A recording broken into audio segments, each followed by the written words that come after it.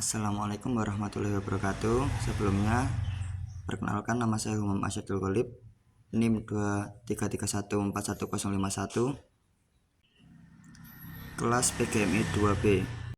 Di sini saya akan membahas tentang FPP yang mungkin dulu teman-teman semua udah pernah mempelajari entah di SD, SMP maupun di SMA kemarin. Jadi di sini kita hanya mengingatkan saja tentang materi-materi FPP tersebut dan sedikit pembahasan serta contoh-contoh soal.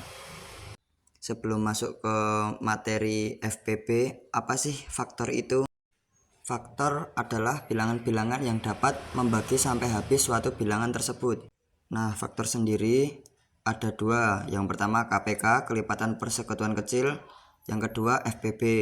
KPK adalah kelipatan terkecil yang sama dari banyaknya bilangan yang dimaksud. Banyaknya bilangan yang dimaksud ini bisa berupa 2 bilangan, 3 bilangan, dan seterusnya. Sedangkan FPP atau faktor persekutuan besar adalah faktor terbesar yang sama dari banyaknya bilangan yang dimaksud. Sama halnya dengan KPK tadi, banyaknya bilangan yang dimaksud bisa berupa 2 bilangan, 3 bilangan, dan juga seterusnya. Namun kali ini yang akan saya sampaikan hanya FPP saja, faktor persekutuan besar, karena ya materi saya FPP. Kalau KPK ada teman-teman yang lain, bisa dilihat di channel YouTube-nya. Cara menentukan FPP ada 3 cara yang saya tahu. Cara menentukan FPP itu yang pertama menggunakan faktor persekutuan. Buat himpunan yang berisi faktor-faktor dari bilangan-bilangan akan dicari FPP-nya. Dari kedua himpunan faktor-faktor tersebut, tentukan faktor persekutuan terbesar dengan melihat angka yang sama dan terbesar dari kedua himpunan faktor-faktornya. Contoh, carilah FPP dari 20 dan 30. Faktor-faktor dari 20 yaitu 1, 2, 4, 5, 10, dan 20.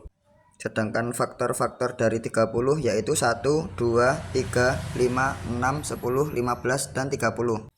Faktor persekutuan 20 dan 30 yaitu 1, 2, 5, 10. Jadi FPP dari 20 dan 30 adalah 10. Sampai sini paham ya? Masih keinget gak materi tentang ini? Cara yang pertama itu. Lalu juga ada cara yang kedua, yaitu menggunakan pound factor. Ya, pasti kalian juga tidak asing dengan cara ini karena sudah dari SD diajarin sama guru-guru SD-nya dulu, ya kan? Suruh gambar kayak gini, bunder binting. Ya, kita lanjut. Cara menentukan FPP dari 24 dan 30 menggunakan pohon faktor. Bisa dilihat gambar di atas atau contoh soal di atas. 24 itu FPP-nya 2, 12 dibagi 2 6, 6 dibagi 2 3.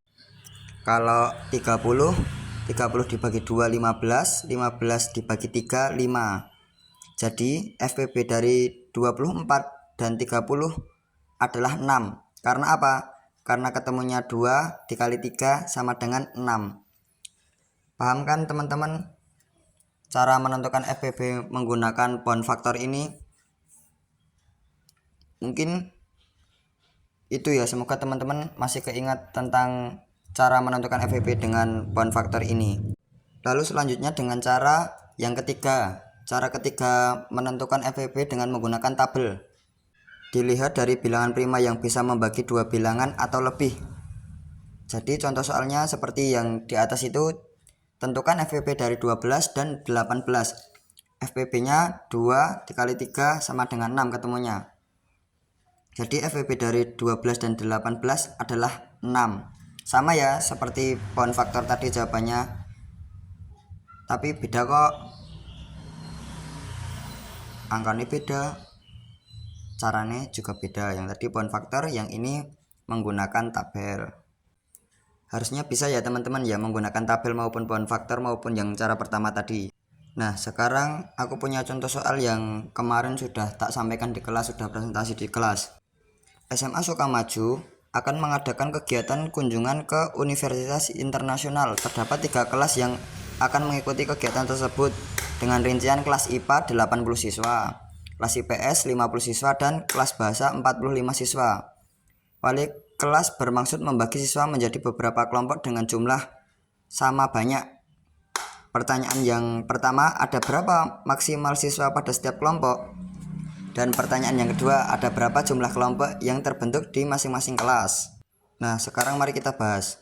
Kelas IPA ada 80 siswa sama dengan FPP-nya 2 kali 5. Kelas IPS 2 kali 5 juga. Kelas bahasa 3 kali 5. FPP-nya ketemunya 5. Menjawab dari pertanyaan yang pertama tadi, jumlah maksimal siswa pada setiap kelompok adalah 5 siswa jadinya. Paham kan gimana kok bisa 5? Kok bisa jawabannya 5 kan? Teman-teman paham gak? Harusnya paham ya kan, kemarin udah di kelas. Saya hanya mengingatkan saja dan menyampaikan materi tentang FPB untuk tugas UAS ini. Jawaban dari pertanyaan yang kedua, jumlah kelompok di kelas IPA. Nanti caranya 80 dibagi 5. Ketemunya 16 kelompok. Yang IPS 50 dibagi 5 ketemunya 10 kelompok. Lalu yang bahasa ketemunya 9 kelompok. Tipu itu. Maaf teman-teman, mau ngedit udah males ya. Intinya gini teman-teman, jumlah dari siswa per angkatan itu per jurusan ding itu dibagi FPB-nya 5 berarti dibagi 5 ya teman-teman ya. Itu yang kelompok dari kelas bahasa itu tipu saya, mohon maaf sekali ya. Mungkin itu saja yang dapat saya sampaikan dari materi FPB ini, karena emang cukup singkat sekali FPB dan saya yakin teman-teman semua bisalah menentukan FPB dari cara pertama, cara kedua maupun cara yang terakhir. Dan mohon maaf sekali jika cara penyampaian saya belepotan, kurang mudah dipahami, maupun teman-teman malah jadi bingung karena penjelasan saya. Saya hanya menjelaskan sebisa saya.